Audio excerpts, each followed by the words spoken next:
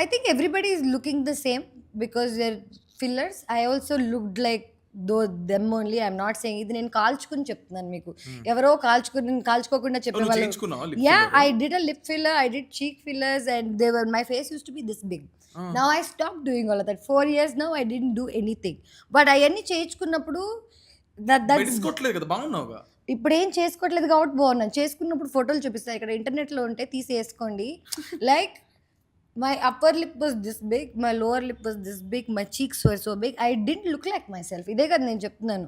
ఎవరినో చూసి ఏదో చేసుకుందాం అనుకొని కాల్చుకునేదాకా మనకు అర్థం కాదు. We have a lot of friends who do it. అంటే ఐ హావ్ సీన్ ఇట్.